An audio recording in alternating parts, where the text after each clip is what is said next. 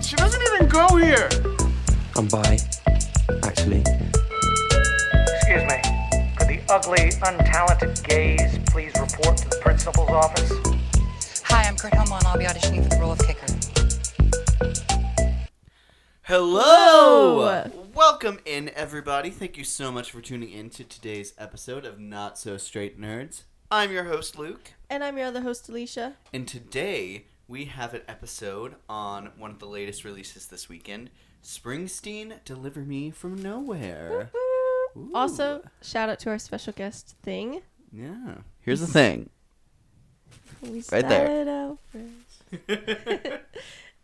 So, possibly if time allows, we may switch over to Regretting You. Truly, we don't know how much or how long we have to talk about Springsteen. Yeah. So we'll just kind of go with the flow on that one. So if we switch over, you'll know before we know, because it'll be in our thumbnail most likely. Yeah. So, but before we get into our first conversation... Vibe check. Not the barking dog out there. Weird timing. You know what? Vibing. Vibing indeed. I don't know. I feel like I'm not like leaning heavily one way or another. I'm just here. Just existing. Yeah. That is okay. so valid. Yeah. I'm a little like hazy still. It's we're in the morning right now. We don't always record in the morning. I'm still kind of waking up a little. Can't lie, but you know. Yeah. We're here. It's okay. Blah blah blah. Ma. We watched High School Musical 2 last night, I was about so to say it's in our if you brains. couldn't tell. Yeah. So I also want to make sure that we get a spoiler warning out of the way. Yeah. We will be talking spoilers on Springsteen, Deliver Me From Nowhere. It is a real person, though, so, you know. How spoilery, you know. But if you know nothing about him and you don't know, you haven't seen the movie and you want to go in with a fresh mind, like, just a warning, I guess. You have been warned. Yeah. So, the first thing I wanted to start this episode off with was ranking musical artist biopics. Yeah. So, it is like its own little subgenre. It is. That I think really tries to appeal to, like, awards stuff. And I feel like that worked a lot early on. Yeah, and I feel like it doesn't always work out for, like, the ones that deserve to get awards. I don't know. We'll talk about it. Because I feel like both of our bottom ones were talked about in award season and perhaps should not have been. So, I don't know. Maybe. We'll see. Anyways, you go first since you have 8. Yeah. Also, speaking of, I feel like I was surprised because I feel like biopics seem like they're made pretty often to me, but I only have 7, which granted, I haven't seen a few pretty big ones. I haven't seen the Elton John one, I haven't seen the Whitney Houston one, and I haven't seen the Tina Turner one, which I've heard the Tina Turner one's really good, actually. So, I don't know. There you go. Heard. At number 8, I have Elvis. It not only is it like Shots fired. my least favorite musical biopic, I think it's also a bad movie, and it's one of my least favorite movies of that year. I think that was 2022. You are like a certified Elvis, like the movie hater. Yes. I don't know whatever about musical artists, but Yeah, I think it's all over the place. I think it's very long with not a ton of substance. Just kind of briefly talking about the fact that he took inspiration from black musicians, literally stealing their music, and then don't touch on that again. Mm-hmm. Has a child wife, not super mentioned at all in that one. Yeah. I don't know. If you're gonna break into it, it's hard for me to feel super sympathetic, but I don't think this movie particularly worked in that regard. Regardless, this cat's crazy. It is a very flashy movie. I will definitely give you that. It goes back and forth between flashy and not flashy, and I Yeah. think that's also just super jarring. Fair enough. And I don't think it goes back and forth in any kind of creative way. I will say I'm not a hater of that movie, but I will say it's very like mid-level for me. So I'm not. I'm sitting there and I'm having a time. Sometimes it's a good time, sometimes it's not. But I get by. It's not like I hated watching it, is what I'm saying. So, anyways, my number 7, my bottom one, is I put Bohemian Rhapsody just because I feel like I liked parts of this movie, but I can also understand a lot of the criticism of it. The fact that, what is his name, Rami Malek won the Oscar that year. I feel like when I had heard about that, I wasn't quite super deep into like film yet, so I didn't really care, although I really liked him. So I was happy for him, but then I can understand why that performance winning over some others could have, ruffled some feathers, because I think he's had better performances, but I don't know. That movie's just kind of wild. Different places, I feel like. I feel like it's not, I don't know. It's a little bit of a fever dream. I feel like I remember parts of it. And, yeah, I don't know. I will say I didn't hate any movie on my list. So. Makes one of us. Yeah, I know. Right. My number 7, I have Bob Marley, One Love. I never watched that one I really either. wanted to like it a bit more than I did. I think the main character and then his actress is I forget her name, but she's so talented. She's Isn't it Tiona something? not Tiona. She's at least I hope I'm thinking. I'm pretty sure she's from The Woman King and like the Matilda musical. Oh, okay. She's Miss Honey. I can look that up. She's but I think she's just so talented. Oh no, I'm typing it not on the search bar. It's okay. Keep going. But yeah, I think they do great, but I think the performance around them, it starts strong and then it gets a little, I think... Oh, Lashana muddled. Lynch. Yes, I love Lashana Lynch. She's great. Yeah, it starts strong and then just gets incredibly muddled. Like Yeah. middle to end. Okay. But... Interesting. I was sad to have missed that because it came to my theater. At the time I was living somewhere where like every movie ever came to my theater. So, I was disappointed to have missed that one. I must have just been busy because Busy watching Madam Web. Oh God, was that the same weekend? If it was either the same weekend or like two, like in back-to-back weekends. Back to back. That's crazy.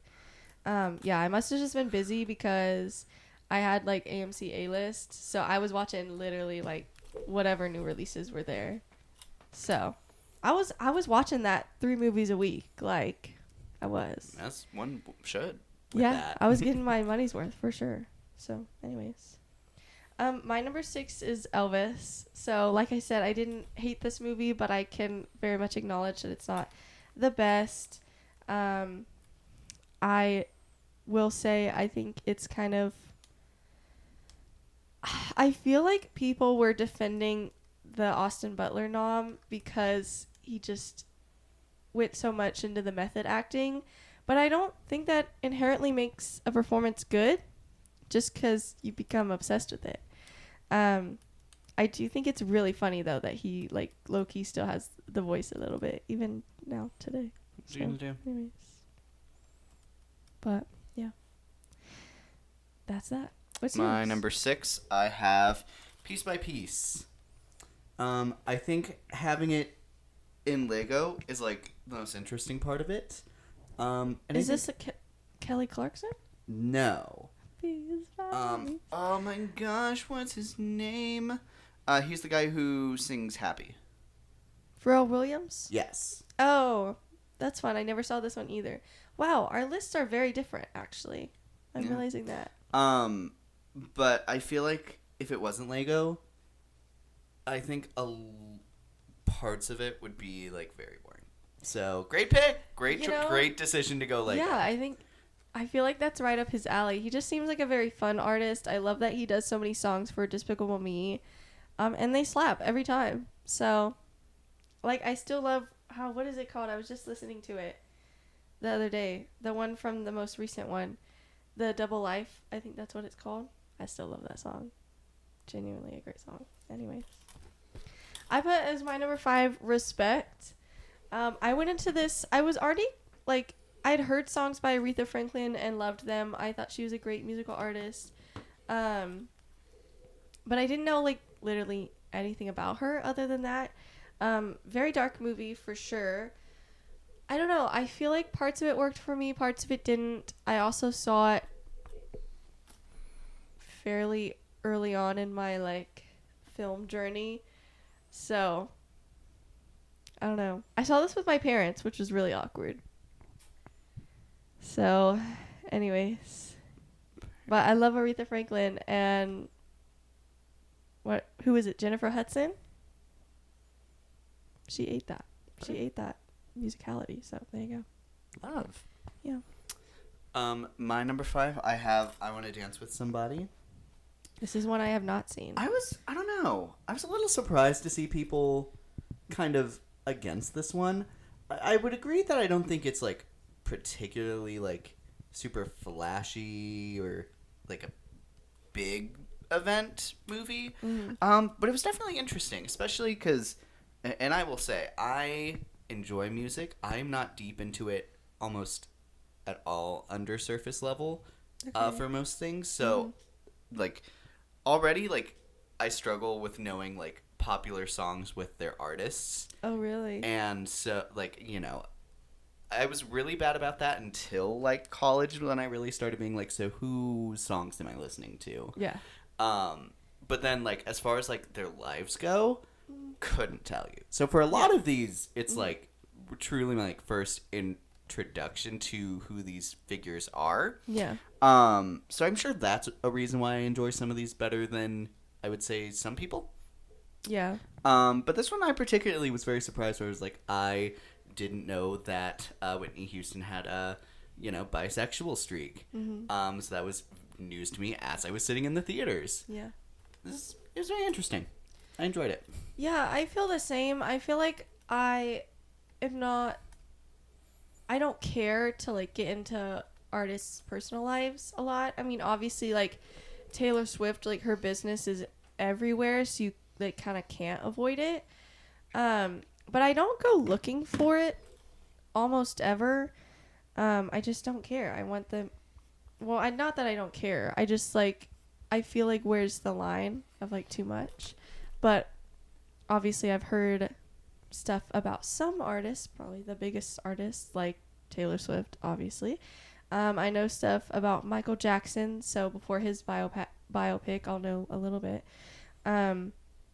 Elvis, before his, I knew some of his story. So Selena's interesting because I feel like I had heard a lot about hers, but I watched her biopic early enough to where I didn't have a lot of knowledge going into it. So, yeah. But for a lot of these, I knew nothing as well. So, my number 4, I put Springsteen. So we'll talk about that a lot more later, but I did like this movie. I do feel like it had some pacing issues for sure. And I have comments on this, on maybe why it felt off for me. It almost didn't feel like quite like a biopic. It feels like another type of movie, but we'll get into that when we start that discussion. So I definitely just realized I forgot a big one. what did you forget? Well, you'll find out. Okay. At number 5, this is now my number 5. Okay. I have Springsteen, Deliver Me From Nowhere. I think there's a lot of stuff that really works for me here. I fear there's some issues that I don't think bring it together super well, which I think prevents it from being something I think really great. Yeah. But I still really love a lot of the elements here, which we'll get into. Yeah. So, yeah. My number 3 is Selena. I think this is a great movie. I will say, I have a very vivid memory of being in Spanish class in high school when watching this. And my high school, quote unquote, was weird because they split up we had a 9th grade center. So I was a freshman and we were in our own school. And then sophomore through senior had their own school. So because of that, if you were in band, you had to be bussed over to the big high school to have band class there.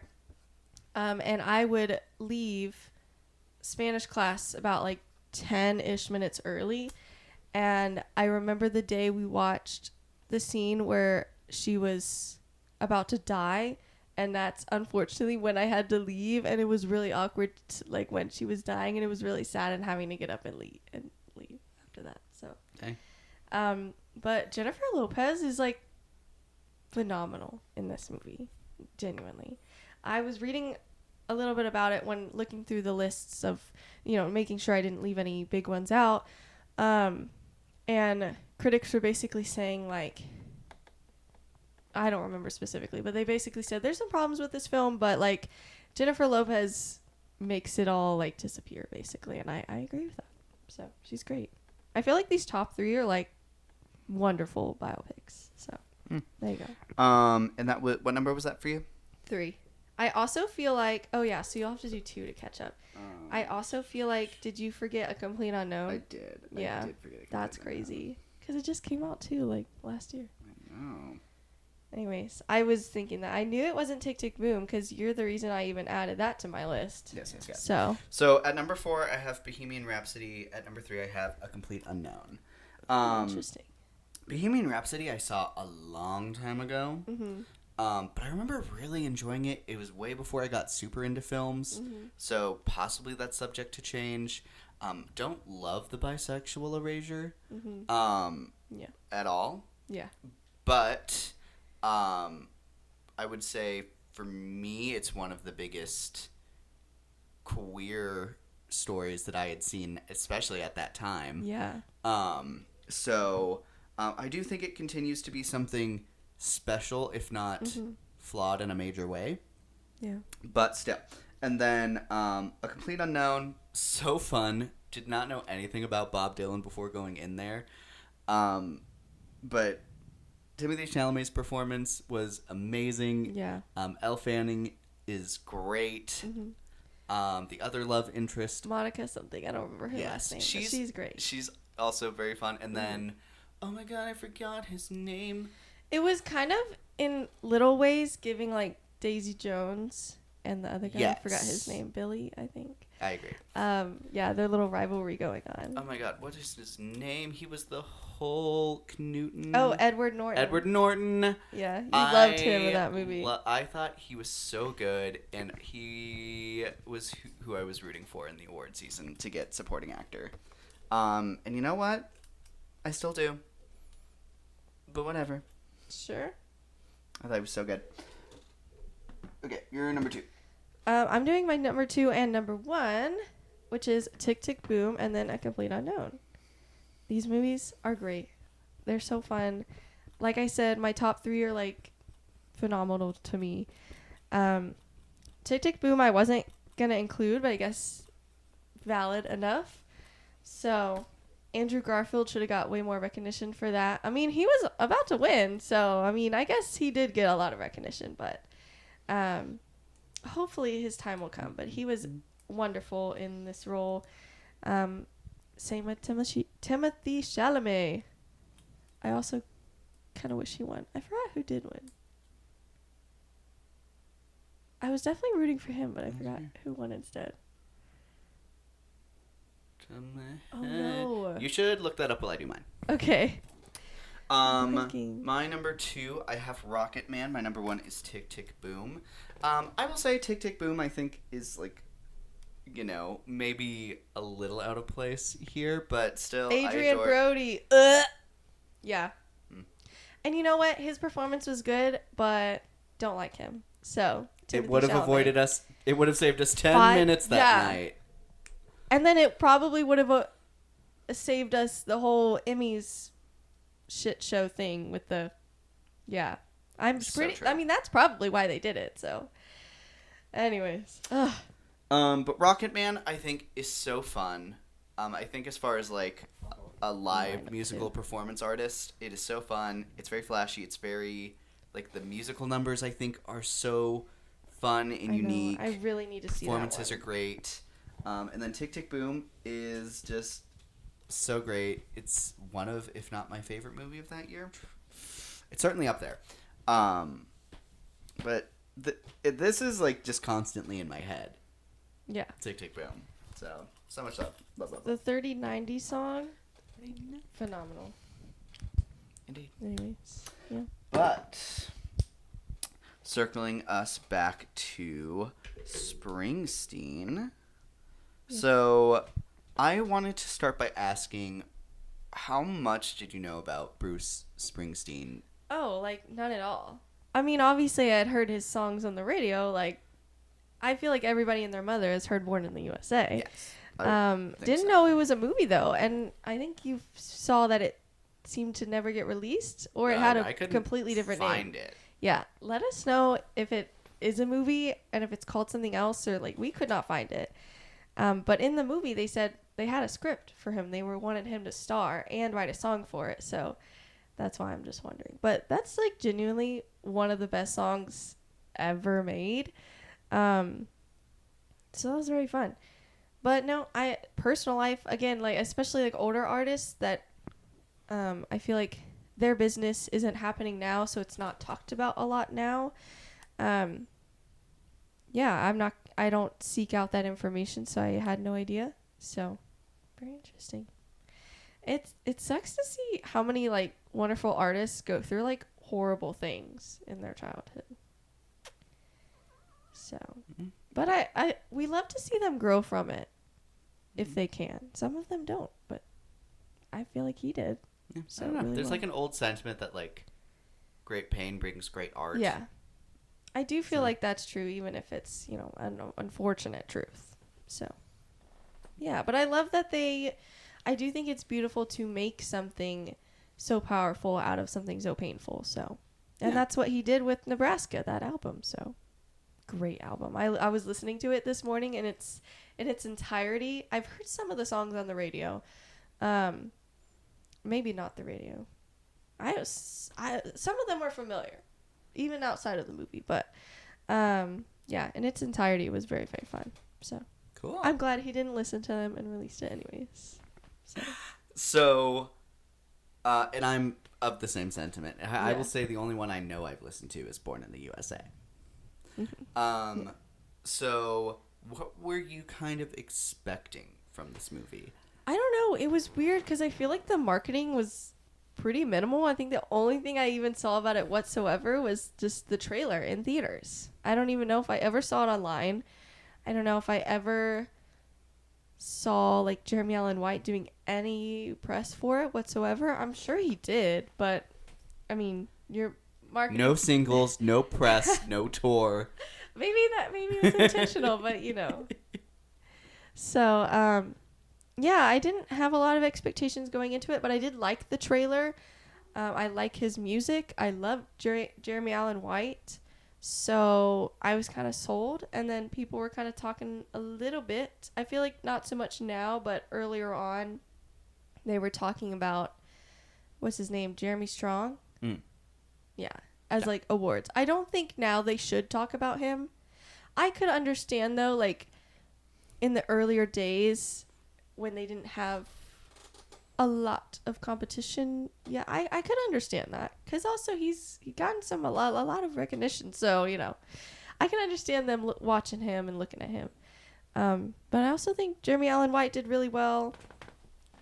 Some other performances, I'll wait a little bit to get into that. Sure. But yeah, I was just excited for the music and the performances. So, and I do feel like those were some of the best parts. So, there you go. Yeah, absolutely. What about you? I remember we were literally talking as we were driving to the theater. Yeah.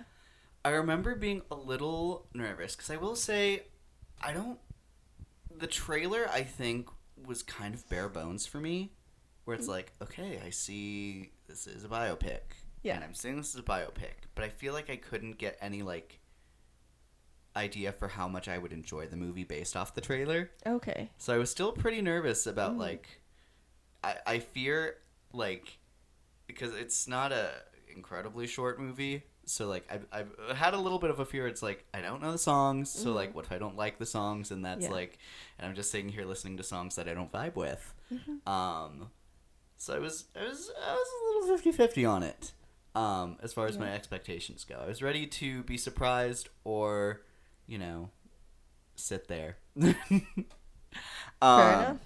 Yeah, I feel like for me, it's pretty easy to sell me on a biopic. Like, if it has a good song in the trailer, like, I'm sold. I'm down. That's pretty much it for me. No, for sure. So, after having seen it, what are some of the best parts for you? Like I was saying earlier, the performances, I think there are probably 3 in particular. I can't think of, I guess maybe 4. Jeremy Allen White, of course. And then I feel like Jeremy Strong was pretty good, even if he didn't have a very, like, flashy moment. Like, if he did get nominated and they played a clip, there's not going to be, like a whole yelling, like, whatever, powerful No, it's scene. very interesting to watch movies being like, so where would they clip? Yeah. It's a very subtle performance, but I do think it's very powerful. In particular, I love the moment where they're listening to a song together in, like, that bedroom that he was recording in, and they just, like, hold each other. It was so, like, you can see the closeness there, and I was surprised. Like, they're more than just, like, a manager and an artist. Like, they're truly friends. I would even say, like, that was giving, like, family to me. So I thought that was wonderful, and they didn't even say anything. It was just, like, physical acting. So that was a very powerful moment to me. I was like, this is, like, intimate. But I loved it. I think they did great. And then I wanted to shout out, what's her name? Odessa Young, who plays Faye Romano. I think she did great. That one scene that you shouted out in particular, when she's, like, letting them have it in that diner, as she should, I think that's great. And I will say that's, like, the perfect place to clip for her. Yeah. I remember. No, let you keep going. I'll Okay. Sorry. No, you're good. And then I did want to shout out. Is he on? Oh, he is on here. Stephen Graham as his dad, Douglas Springsteen. First of all, I was very excited that he was in this movie, and it was going to be interesting because the only other thing I've seen him in was Adolescence, when he plays, like, I would say overall a good father, and despite horrible circumstances. And this is kind of the opposite. Like, he is a horrible father creating those horrible circumstances. I mean, obviously, I think he does have some growth in this film. I appreciate that they started talking about, because obviously, like, he was abusive, but they also talked about that he was better on meds, and so there was something more going on there, and I appreciate that, because it's not always,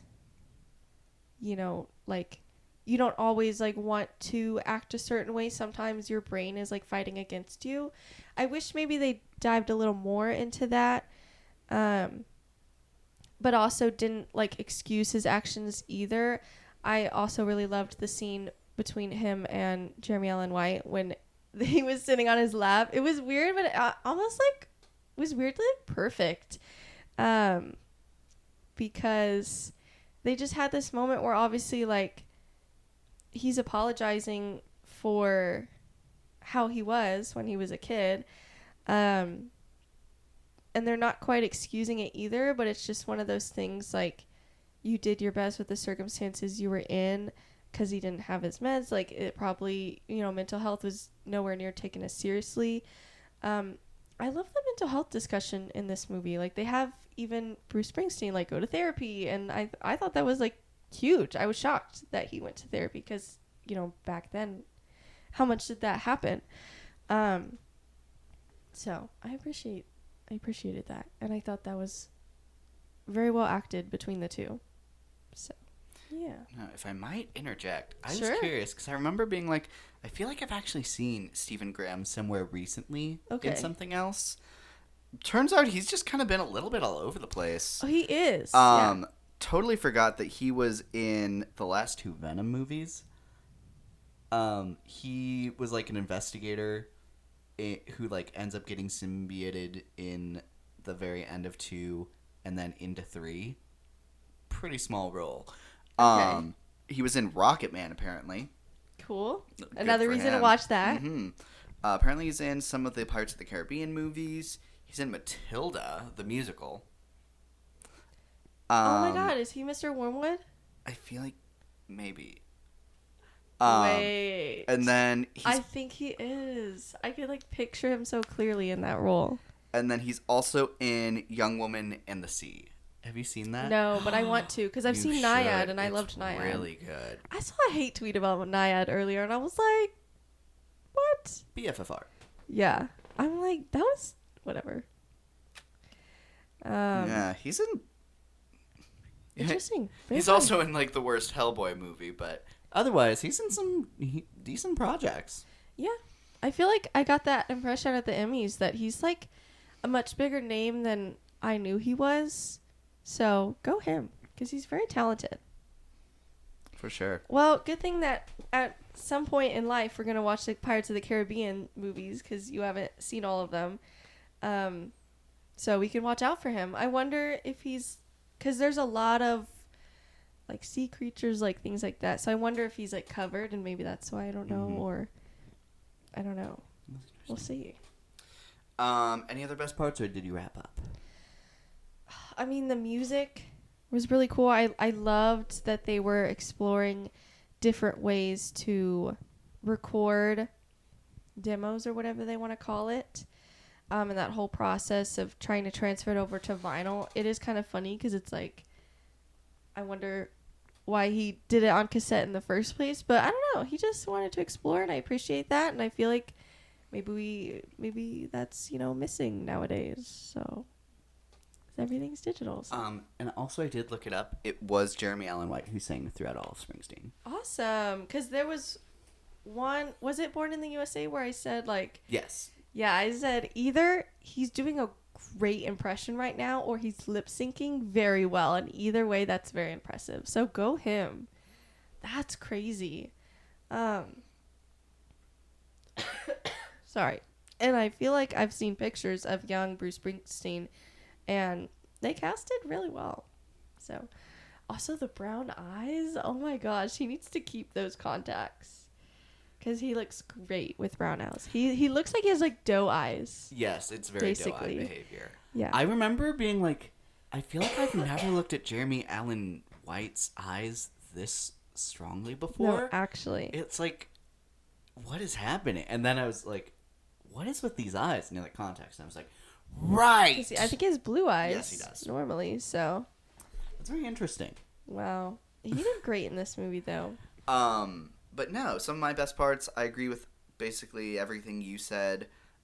Jeremy Allen White gives a performance I wasn't expecting. Mm-hmm. I feel like I can't help but compare this to A Complete Unknown. Mm-hmm. Which is crazy because they're like completely opposite types of characters. Yeah. But his performance is very internal. And I think, I would say like all of the performances are very grounded and subtle. Mm-hmm. Yeah. His particularly, like, the eyes I think do a lot, which I'm sure that adds to the fact that I'm looking at them so much because of the contacts. Mm-hmm. But I don't know, I feel like he does a really great job with eye acting. I feel like a lot of what's the internal turmoil that's going on, it's almost very, very hard to display that on screen. Like, that's why a lot of book to movie adaptations struggle, because there's a lot of internal monologue in books, and that's hard to transfer over to the screen. But I feel like this does it very well. He does it very well.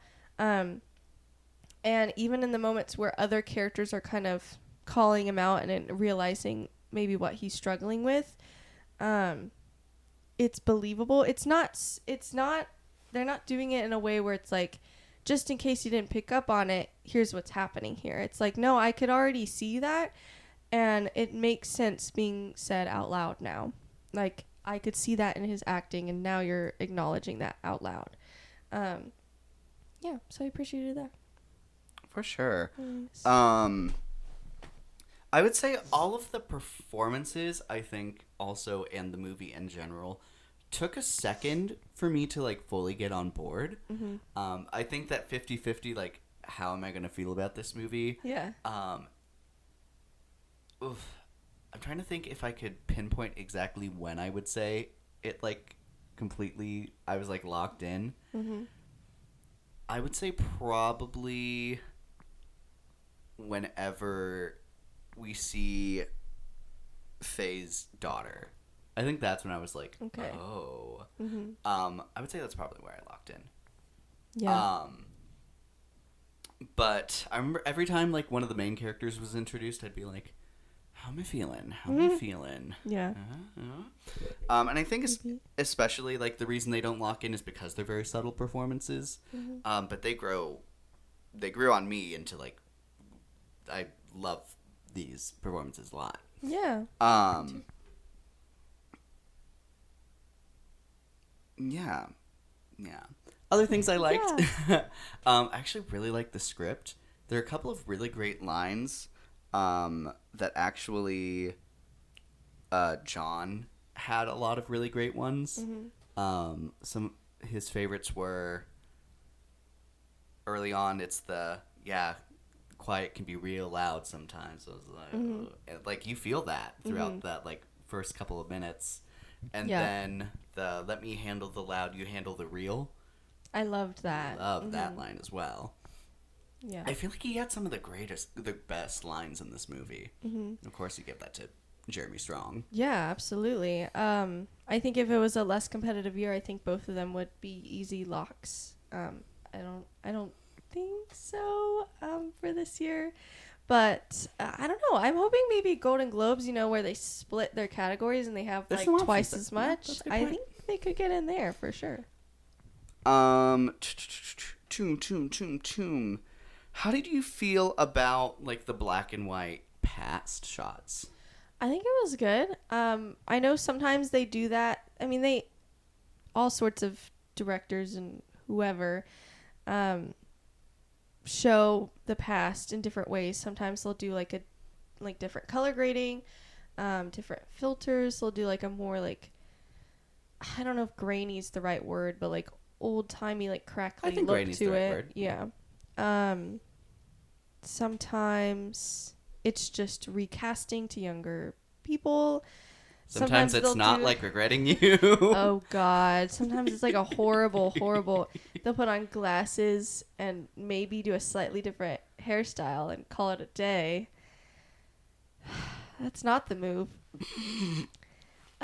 Sometimes just the way that they do a transition into the next shot can give the impression that you're flashing back. Sometimes they'll like zoom into the eye.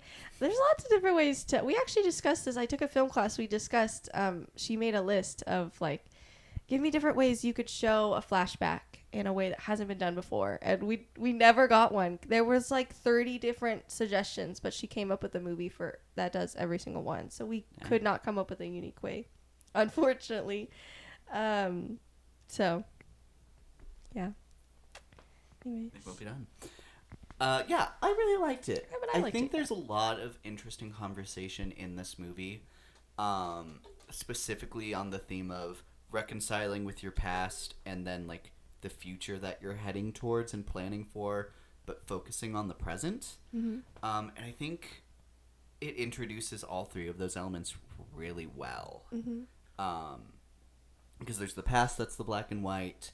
And then as far as the future that he's planning for, it's like split down the middle between, I keep wanting to call her Odessa, Faye, and her daughter. I think her daughter's name was Haley. Yes. And then, obviously his album and his tour and all of that. on like the divide between that. Mm-hmm. And then, you know, ultimately the end being like, hey, you got to focus on like right now. Mm-hmm. I think all of that worked really well. And I think the black and white adds a lot to that. Yeah. I think it's unfortunate for them. It's just a hard situation because I can understand both of them. Like, obviously she needs somebody to be there and be stable for her daughter. But he's a musician. Like, he can't change that any more than she can change. I mean, I guess he can technically change that and she can't, if you want to get technical. But I do feel like just for the soul, like, musicians need to make music in their soul, especially like the greatest ones. Especially at the time, he was making an album super personal to him. Like, there's no way he was going to give that up. So it's just unfortunate because I could understand his perspective too of like, when she's saying, you know, you could stay. Part of that's because, you know, don't go to California, but also like he might go on tour for a long time. But I can understand not only is that his livelihood, but that like feeds his soul as well. So it's just hard. I think they're just incompatible, even though they're obviously very sweet to each other. In that beginning state. So it's very sad because I looked it up. Unless they changed the names, they never got back together, like, or got married. Sure. So there was no Faye, what is her name, Romano? Yep. In his like who he's married. So oh well. No, but I would say I think this might be a thing you just haven't said aloud, but I interpret that a little different. Okay. Where it's one thing to like break up, it's another thing to like very clearly be cutting ties because of the pit that you're spiraling into. Oh yeah, for sure. He was running away. And I love the clocking of, hey, like, you're trying to go to LA to like act like that's a fix, but that's not your fix. You're just going to be more alone out there. Yeah. Because in any case, even if we're not together, I'm someone here right now who cares about you. And then I also enjoy the frustration of that, where it's like, and even though you did this horrible thing to me and my daughter, here I am still like saying this aloud to you. And I think that scene is performed so well. Yeah, absolutely. So I love that she clocked him. And even if they didn't get back together, like, he did listen to her and realize that she was right. Yeah, so, yeah. sure. I do love that moment when he is in that house after deciding to leave and he finally gets there. First of all, the journey was super hard. I think that was powerful in itself. And then when he finally gets there, he is alone. Like, he's just looking out at all these houses. And, well, I guess the person that he was driving with kind of drops him off. But then they have this, like, weird, awkward exchange where he's, like, wants to say more. But he doesn't. And then he's alone. And he calls that manager. And, yeah, it just feels very empty. And that's very purposeful. So, yeah, Absolutely. She clocked his ass. On top of that, I think the directing and specifically the lighting does really good to highlight the highs and lows that he feels. Yeah. And then, like, whenever you're in the studio, it's, like, very, like, purposeful light, where it's, like, targeted lighting. So it's, like, you know, I would interpret that as, like, it's a high, but in a very contained way. Yeah. I don't know. The lighting really stood out to me. Yeah. And I would say, like, that and the cinematography are, like, pretty solid here, especially, like, in, like, the record making and in the studio, like, on their dates, some beautiful set pieces. I think the movie looks really great most of the time. Yeah. I will say, this is not like a dig at the movie. It's more so just like a dig at, like, the creatives behind the scene. I feel like every musical biopic, they always have a moment where the artist wants to do something different and unconventional, and they're usually already at least a pretty big name at that point, and everyone's like, this is just so stupid, this is a horrible direction to go in. And I'm like, first of all, they're the big name, so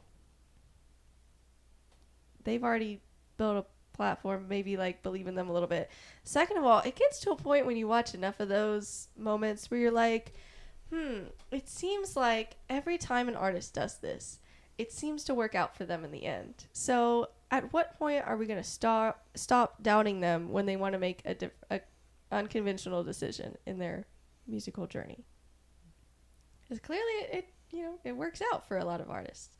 It doesn't always work out, but I will say counterpoint to that. I don't think we would have. I think we would have forgotten the ones that it didn't work out for. True. That's fair. I'm just thinking of the biopics we just ranked. Sure.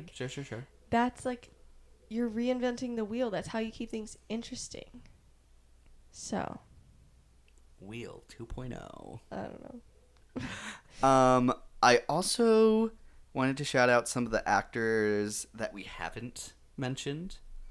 How do we feel about Paul Walter Hauser following Jeremy Allen White from The Bear? Oh, is it the Mole Man guy? Yes. Yes. Oh, he's fun. He's in Cobra Kai too. Again, you should watch Cobra Kai. He's fun at Cobra Kai. Wild. Chaotic.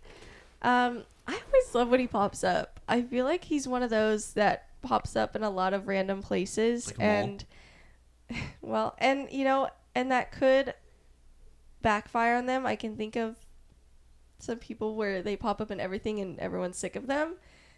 James Corden. But it works out for him. I feel like, at least for me. I love seeing him places. He's very fun. And he always does a good job. So until he stops doing a good job, keep him coming. I don't care. Sure. Get work. Go you, King. We also had David Krumholtz. He was in Oppenheimer, but most notable, he was like the elf assistant in the Santa Claus. Oh, yes. Okay. I knew him from somewhere, but I could never pinpoint it. That's very fun. No, I know him mostly from probably the Santa Claus. Which he does a good job, so he's very fun. That. And he's hella stressed in those movies, so yeah. Yeah, it was fun to see him here. He did a good job. It was just fun for me because I knew him from somewhere and I liked him from somewhere, but I couldn't remember where. So I'm glad I know now. Ugh. Anyways. For sure. And then I also wanted to talk about young Bruce and how intense those eyes were. There was the opening scene with him and his mom when he's in the car and he's just staring off into space. I'm like, that's so real. He's not even doing any acting here, really, or he's not changing it up, I guess.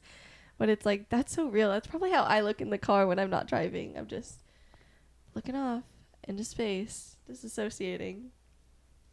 So for sure. Yeah, he did a solid job. I don't know if he stuck out as compared to some other kid. The eyes got me almost every time. I mean, good casting when the eyes. Well, I mean, you had to do contact. Well, specifically at some point they were kind of creepy. Oh. No, that's actually right. He could play a great kid in a horror movie. It was giving Renesmee a little bit in some scenes. Oh God. Where it's okay, I need you to blink. Oh my God, I watched this TikTok the other day. I forgot what the song was that she was doing it to. But she opened her eyes all the way, and I kid you not, I've never ever in my life even came close to seeing somebody with that giant of eyes. I mean, they looked like they were about to fall out of her head. Everybody in the comments was like, "Put those away, girl. Put those away. Put the ranch away." They said never do that again. They said posting is optional. All the things. Everybody was on my side. It was crazy. Anyways. And the mom. Yeah. I thought she did a serviceable amount with a small part. She was a fill in the blank. She did fine. I wanted to ask, what are some of the worst parts of this movie for you? I did mention earlier the pacing was off to me, and I want to bring up now that parts of it felt like less of a biopic, because I feel like biopics are usually throughout someone's life. And I mean, it was like you have like the past, you have the present. But I felt more so that we jumped from his childhood just into the making of this next album. There was no in between. And then I didn't feel like we needed any after, but I feel like a proper biopic would have maybe explored a little bit more of the in between versus now. It almost felt like a little bit like a documentary more so at times. Okay. Just because it felt more like the movie was less about his life and more so just the making of this one album, which I don't think is like necessarily a bad thing, but I think maybe it could explain a little bit of the pacing. So it didn't quite, it almost felt like they were trying to tell more, but didn't quite get into it a whole lot. I don't know. It was frustrating. I'm really trying to think, because you put here, should something have been cut or shortened or focused on more? I don't really know. I can't really put my finger on it, what I would change.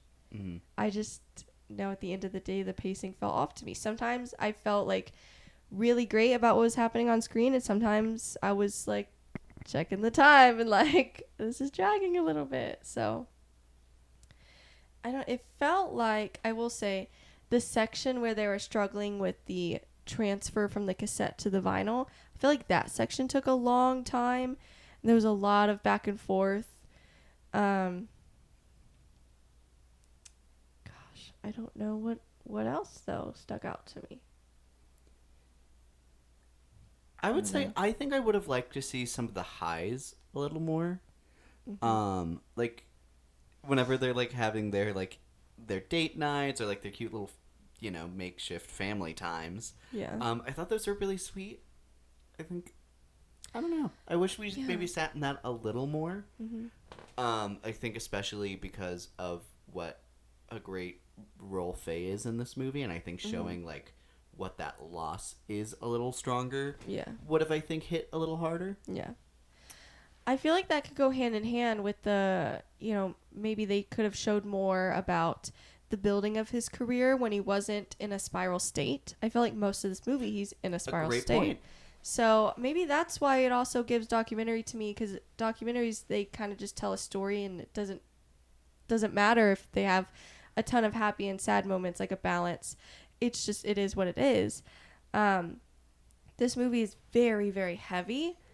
And the fun moments, like their dates or the recording of Born in the USA, those are such highs because they're so happy, but we don't get a lot of those moments. So maybe that's why it felt like it was dragging, just because it was so sad. And I'd also say like subtly sad.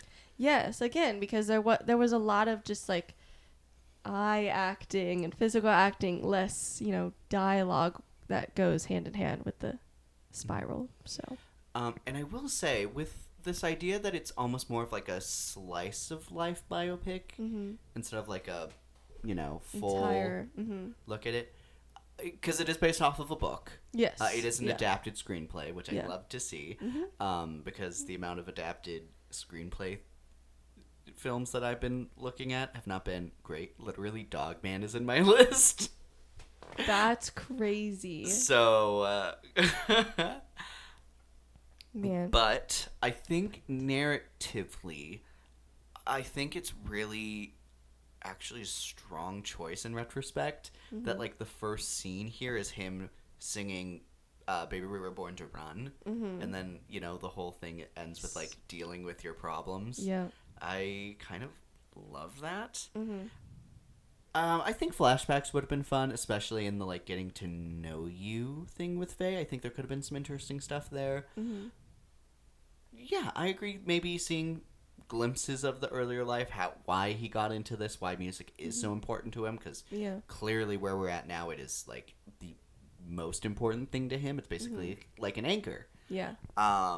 Also, there are scenes, I would say, with John where he talks about before this, like, you've gotten me through some of the strongest, like, the hardest parts in my life, and it's like, what were those? Yeah. Like, clearly we see they have such a great unspoken, basically family level relationship.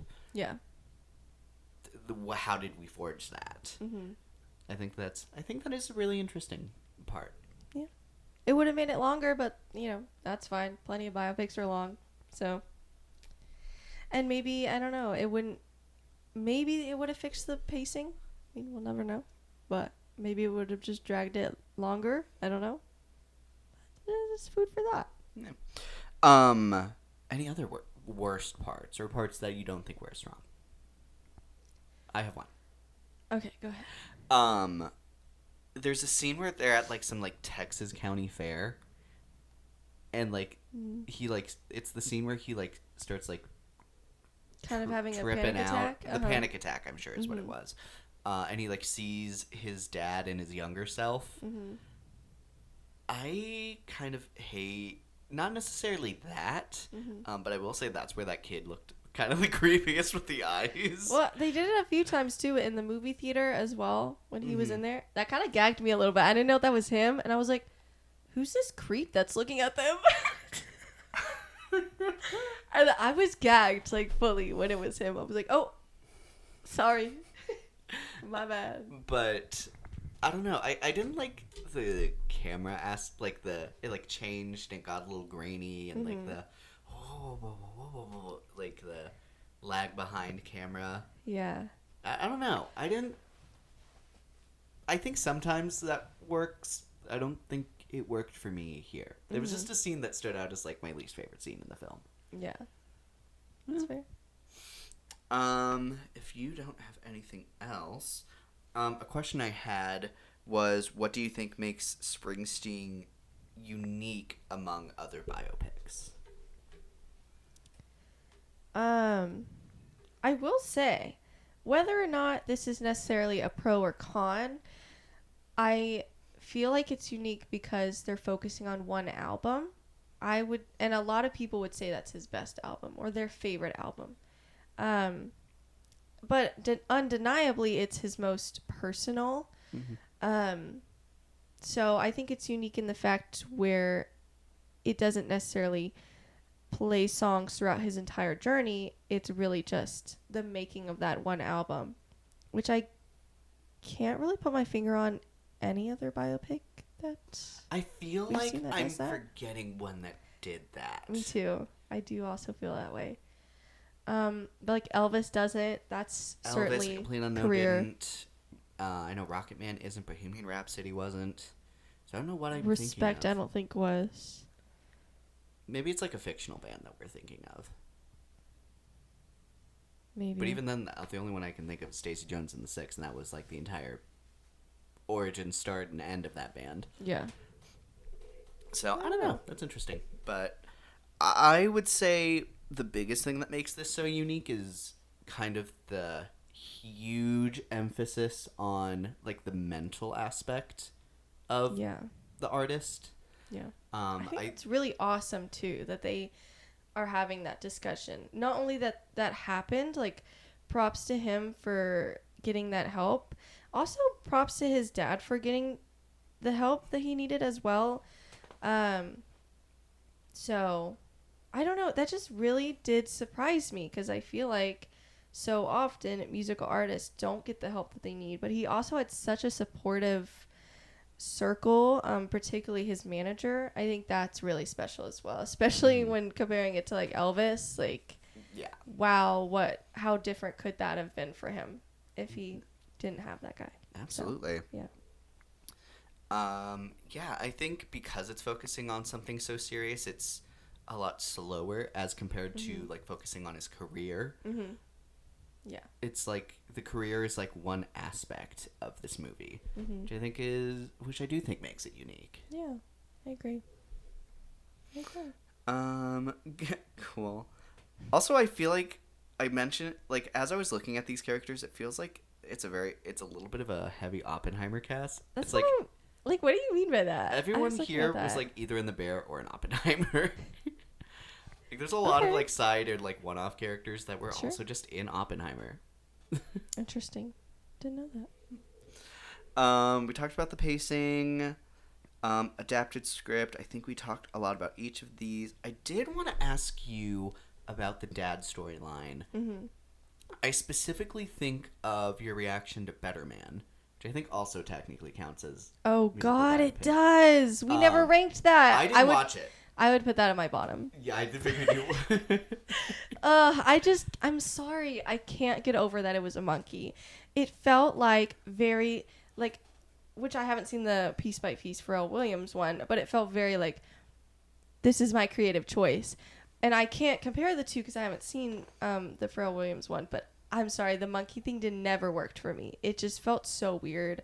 I understand what he was going for, that people would feel more sympathy or empathy, or probably empathy for a monkey versus a human being, which is sad. And I do think that's probably true. But then like he has like sex in that movie. He like has a baby, and I'm like, is the baby gonna be a monkey? Like I was genuinely worried about that. I was genuinely like, I can't take it seriously. I'm sorry. And then personally, I hate that with all that his dad did to him in that movie, that they like share a sweet moment at the end. It's not like this movie where they actually have a conversation and like make up. I hated the dad's guts in that movie, and I don't think he deserved forgiveness at the end. So it almost felt like he's glorifying his dad, especially when his mom is so good in that movie. It just pissed me off as like a woman too, that he's glorifying his horrible father versus his mother, who should have gotten that recognition. So anyways, I have lots of problems with that movie, but those are my highlights. Yeah, I was curious watching this, especially on like the lap sitting scene, how this kind of compared and like sat with you, especially in comparison to that. But no, I think it's very interesting that scene happens after Bruce has had his own fight with like very similar stuff. Yeah. I think that makes that a very powerful and a very nuanced dynamic. Mm-hmm. So, yeah. Fascinating. Well, it's also hard because we don't know his dad's past either. Like maybe he had some trauma, and that's kind of why it manifested the way it did. Obviously, that does not excuse that behavior. But again, he did get that help, and that's a lot more than you can say about some other parents. And, you know, because it's medication, like there's more going on there than just like, I don't know. There's a lot of dad, like, be better than me storylines, and I feel like this one's one of the better ones that didn't piss me off with that narrative, so. Anyways, yeah. The ending, which was basically, I'm trying to remember what like the final shot was. I mean, it was because it flashed back to when he was doing the Tramps Like Us song. Mm-hmm. But I forgot where they left it off. Because I know, because he comes off the stage, goes off and does the dad scene. Who does he talk to after? He talks to somebody else, I feel like. Is it the manager? I don't remember either. Anyways. But I think that speaks more to how strong I think the dad scene is. Yeah, I think so. But it very easily could have been really awkward because you're like, how on earth is this grown man going to sit on this guy's lap? But it actually doesn't look all that awkward, actually, I would say. I mean, sit on my lap. On my lap. That was really funny that he was like, like when he stopped. I was like, yep. Anyway. No, but I do know, I mean, I guess technically the last shot is that it goes into like this album went on to do number 3 on the charts with no promo, which is crazy. I honestly don't know. I don't even know if Taylor Swift could do that, quite frankly. I feel like if anyone could nowadays, it would be her. But she promotes the hell out of her albums. So I'm not gonna count the re-releases though. I know some people are probably gonna come at me like, she barely promoted some of those re-releases. Yeah, but they were already out, so a lot of people already knew them and knew that they would be good. Sure. So I don't know. I'm thinking about new albums, and I'm like, I do feel like if anyone could do it nowadays, it would be her. But that's still very impressive for him. Yeah. Next conversational topic. I wanted to ask what you think we might be talking about on the award circuit in regards to this movie. Unfortunately, I do think acting is a no-go in Oscars specifically, just because it's such a competitive year for the male categories specifically. I will say I feel like its best chance is probably, I don't know that I would say adapted screenplay. I would say for now, sure. I'm probably going to go back and add that to my list for now. But people have brought up a lot of other films. Like, I can't remember if Hamnet is one that's adapted, but I've seen posts on Twitter where they're like, this is my prediction for who's going to get in. And it's a lot of very solid films, or at least people have talked about them. Like, they're very deserving. So we'll see. I think for now, since I haven't seen some of those other films, I'm easily going to put it in this category. And we'll see if that changes later or not. Yeah, I would not put my money on it getting adapted screenplay. But that would be very fun if it did. I think its best chance for sure is, I would say, either sound or hair and makeup. I think sound design was so good here. Yeah. Like, I think everything in the studio sounded amazing, and like hearing the distortion and trying to get it right. Yeah. I think that was all really Awesome. cool. I remember, and then even like I remember first getting on sound whenever he's like driving and like speeding his car and then like slamming on the brakes. Yeah. I remember being like, the sound has me feeling stressful. so intensely. Yeah. Yeah. I also want to shout out specifically with hair and makeup that the dad's makeup, as he is older and like heavier, okay, let me explain this when I compare them. Okay. It reminded me very differently of the manager in Elvis, because I hated his hair and makeup in that movie. I thought it looked pretty bad. This one, I feel like they were going for the same effect, but it looked good. Yeah. Sure. That's how I'm gonna say it. I'm like, let me explain. Okay. Yeah, I think that's a much more successful attempt, because that can be hard when you have such a specific picture of this actor, especially when you have him looking very different in parts of the film. It can be hard to change him so drastically and make it look good. But I think they're successful in that. I think the contacts for Jeremy Allen White's eyes were really good.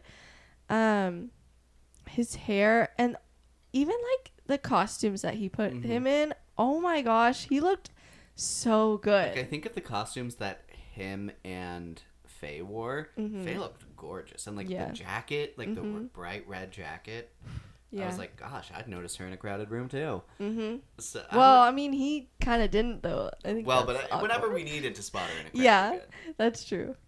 That's crazy that they were like kind of dating, and he was like, I didn't even know you were there. Like, you didn't look for her? I think that says something. So, anyways, yeah. I will say, as far as the performances I've seen, I would say Faye's actress makes my like top 10 for supporting actress. That's a good point. I would say the other two, Jeremy Allen and Jeremy Strong, great performances. I think Jeremy Allen White has like the best.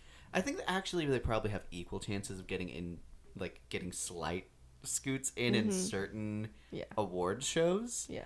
But I would say I think she might have the best chance, because I think her category is a little low so far for supporting actress.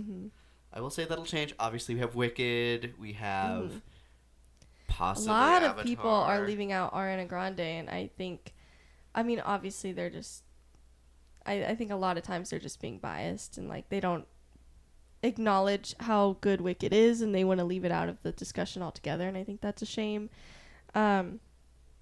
But yeah, Ariana Grande is definitely going to be in it, whether you want her to or not. And I'm not saying she's going to win. I think a lot of people are saying she's definitely going to win because she didn't win last year. I don't think that's necessarily true, especially because she does not have a huge part in Act 2 of the Broadway musical, which it seems like they're increasing her part here. I would assume but, they are. I'm like, I would not for sure say that this year, but I do think she's a for sure. I don't know. For not. I think like the song For Good is gonna do a lot. That's true. Oh my gosh. Yeah. I hope Cynthia Erivo gets in that conversation too, though, because I think she was already too quiet of a conversation last year. But then this, but So then I'm in a little Act worried. 2, I know. she's like, it's Like- supposed to ramp up, so, Yeah.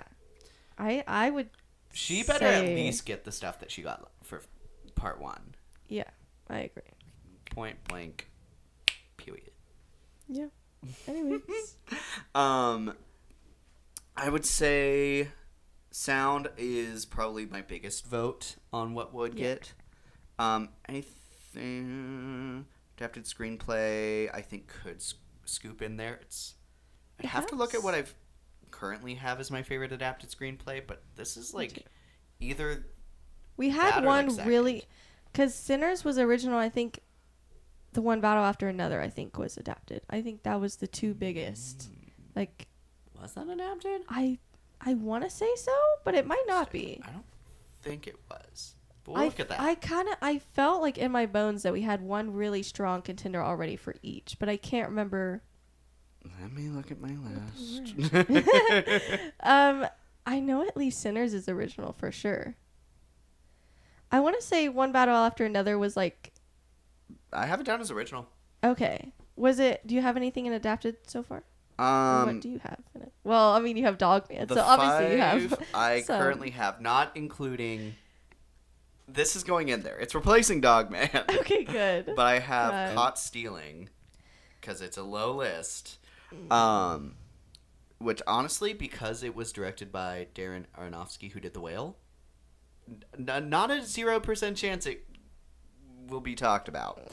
The Life of Chuck, The Long Walk, That's what it is. The Long Walk. and That's The what I was thinking. Roses. Ooh. I fear The Roses is not going to be in the conversation, sure, but it but- should. Oh, man, it's such That's good such a stuff. shame because it should. Ugh. But anyways. And frankly, of the 5 I have in there, Life of Chuck is my vote for my favorite. I would say The Long Walk for me personally, or Mm-hmm. The Roses, even though I know that's not going to get in the conversation. But yeah, this is a fun one to add to that for now. That's I think a it- fun little lineup, and then Caught Stealing still there. Yeah, it's okay. We'll get another one at some point. So. I mean, Yeah. heck, you could probably put Wicked in there over that. So technically, That's true. I mean, That's very true. yeah. So talking reception, it is at a 6.9 out of 10 on IMDb and a 61 from audience Rotten Tomato Critics, yeah. Rotten Tomato scoring. Which I think is valid. I can see that. I would maybe want it a little bit higher, but I think I gave it 3.5 stars out of 5. Mhm. So, yeah. And then audience scores at 85%. Sure. And remember, this is just percentage of people who liked it. Yeah. I will say, I think it's a little, I don't know. I think it's a little bizarre to me that audiences are more receptive to this than critics. Because I think it does, like, some True. art house conversations Yeah. very well, but it's very subtle. Mm-hmm. So I think it's very, I'm surprised that critics are less receptive to that messaging than audiences are. Yeah. Maybe they just really like Bruce Springsteen, so they're like 5 out of 5 They're or like, something. I watched The Bear. God. Yeah. It's better than The Bear season 3 and 4. True that. So, Cool. looking at our box office so far. Oh yeah, and you said international numbers have not come in yet. Correct. I wonder, I have no idea whatsoever how big or small he is internationally. So I'm actually interested to see how that does. I could not begin to tell you. I will say. What question? Let's see if you can guess. Of the numbers this weekend, Oh, I already kind of know that. I Uh, looked earlier. you know what number it's at? No, I don't know the numbers. Like what? Oh, 1, 2, 3, 4. I think it was top of the box last one office. I saw yesterday was Below the Black Phone. It is below the black phone. So, Do you think it's above or Not below great. Regretting You?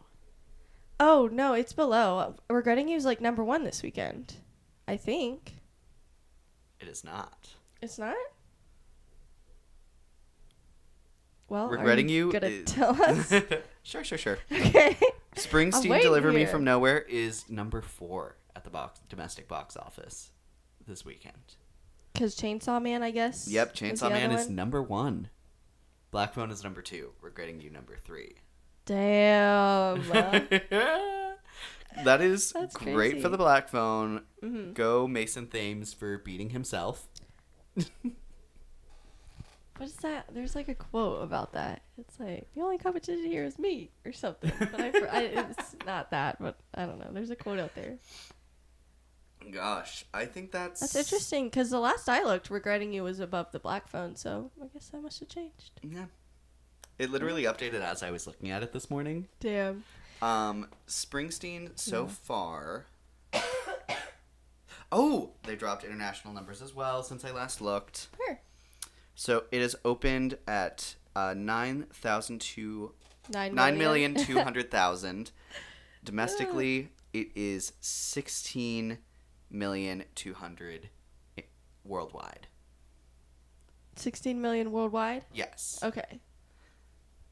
Sure. I'm curious to look at Regretting You. I feel like for the marketing, I actually don't think that's bad. Because No. I do feel like the marketing was so small for this movie. I would agree with that. So, yeah, I actually think that's pretty good. So, yeah.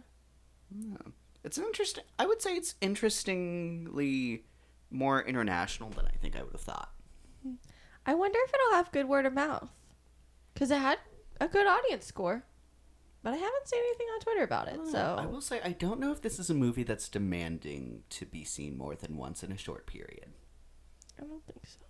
But, like, for the people who are on the fence, or if they let the critic score be like, I don't know, I wonder if they'll be swayed.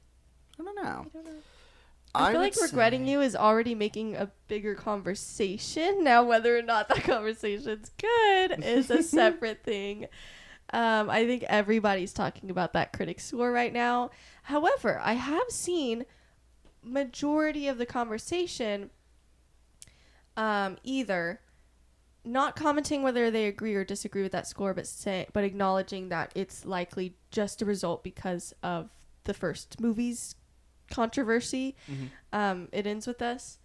So, or I've seen mostly people say, I don't think it deserves that bad of a score. And I think both are valid. I think that's a good point to point out. I do think it's harsher because of the controversy from the first movie, which I think is a shame. I think that's unprofessional. But two, while I agree that it's not the best movie ever, I don't think it's that bad, guys. I think it's actually kind of cute. So, like, I would say it's a cute little rom-com to pass the time. It's not that long. It's like a little less than 2 hours. You get to see really hot people for 2 hours. So, how is your time really being wasted, you know? Sure. Yeah. Is it, does it dig that deep into any storyline? No. But it's fine. It's okay. For a modern rom-com, it's not all that bad. Because modern rom-coms can be pretty bad.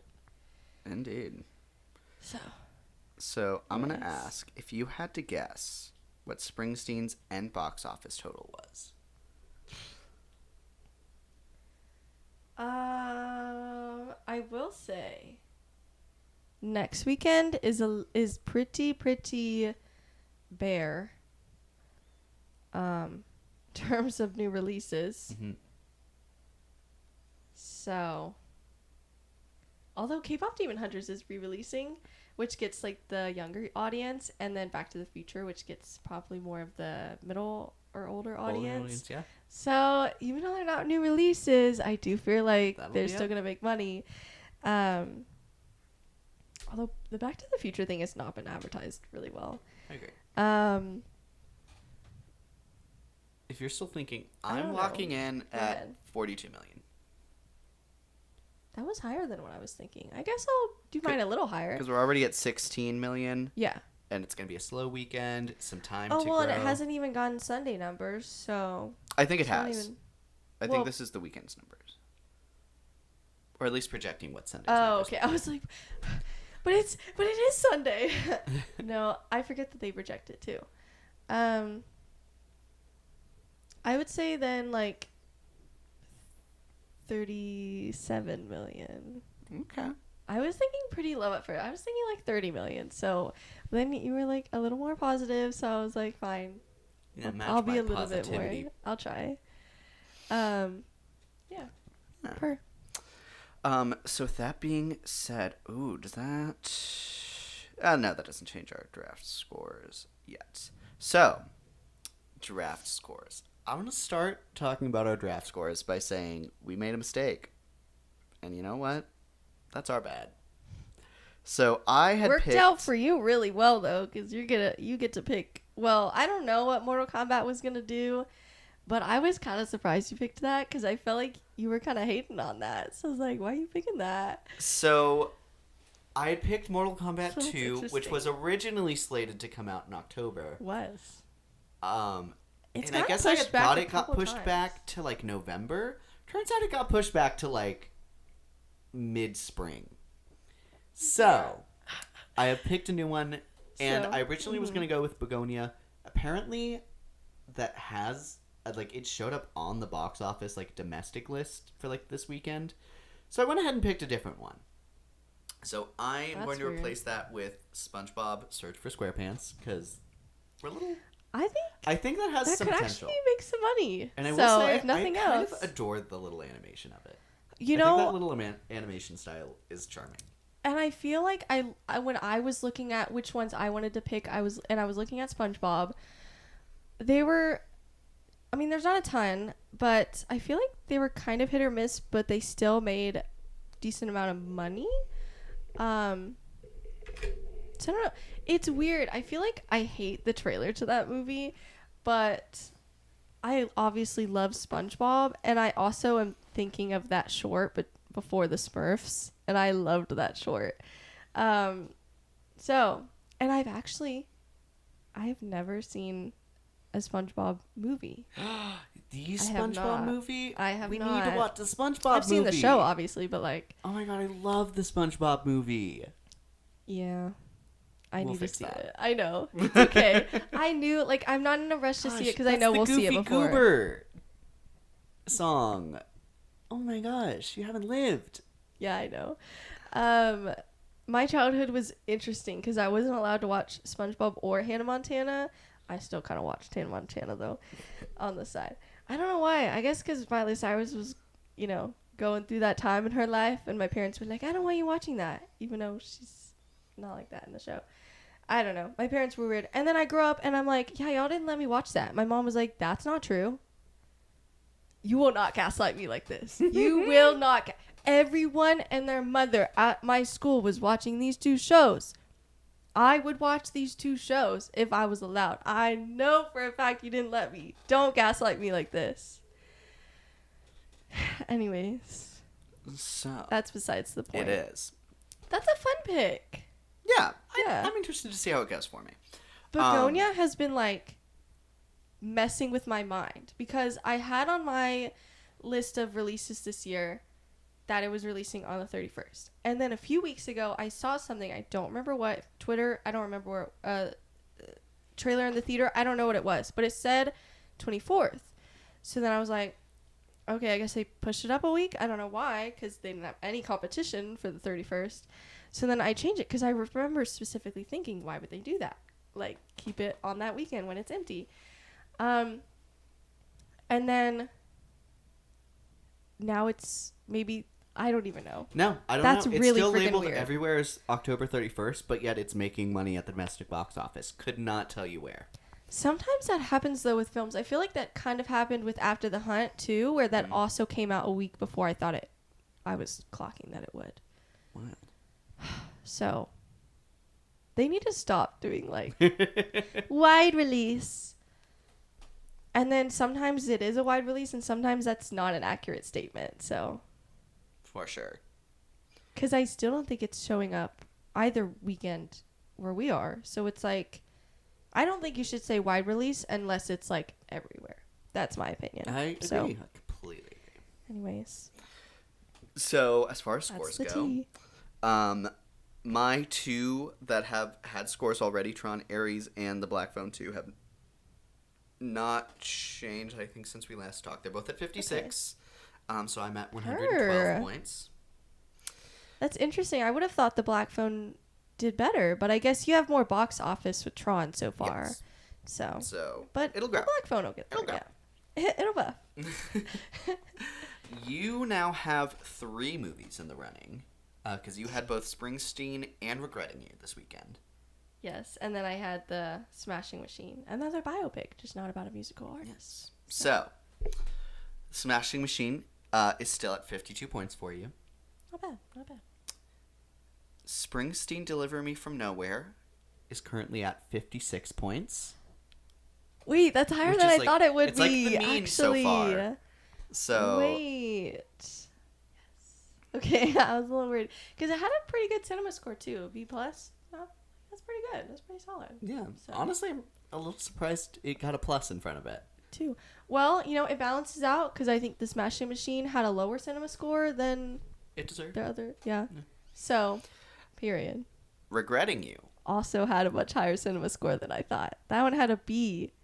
That's crazy. I don't know. I feel like that's pretty accurate. Considering... Well, I agree with that, but considering the critic score, I'm like... Well, because that accounts for audience. Yes, but sometimes, I don't know. They've been losing my trust a little bit, cinema score, so I'm happy with it. Regretting You is at a 46. Which is... It's because of that critic score, guys. I know. Which is okay. the second lowest that we've had in either. And the lowest is score. Also mine. Yes, it Smurfs. is. But you know what? At least I wanted the Smurfs to flop. I feel like I don't want Regretting You to flop. Like, come on, guys.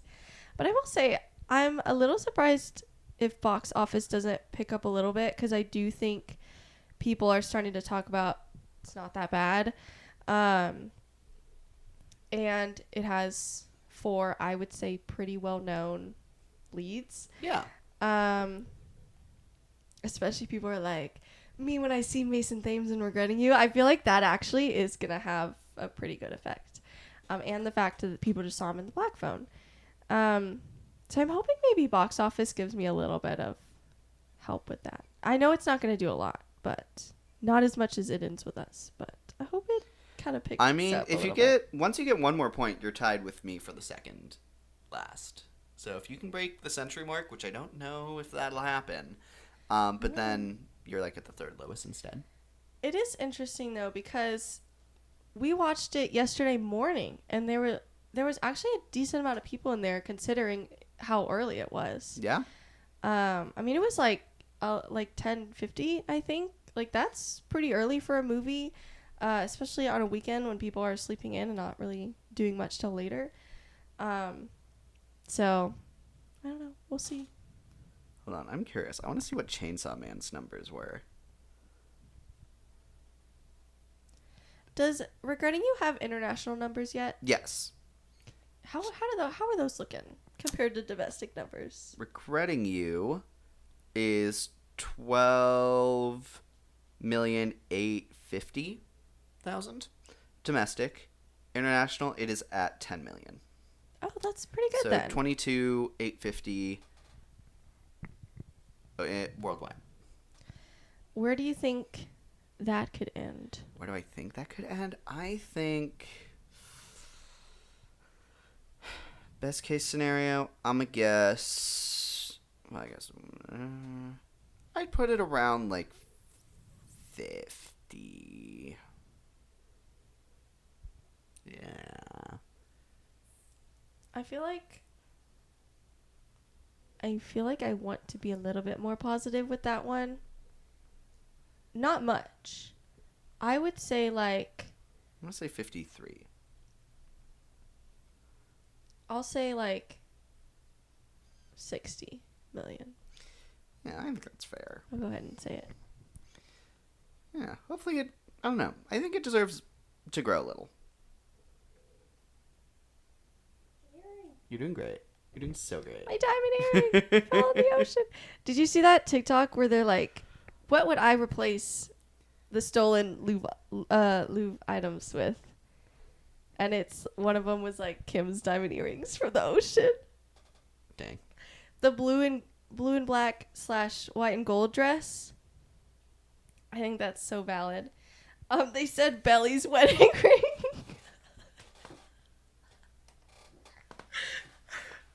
I can't remember what else they said, but it was all like really great pics.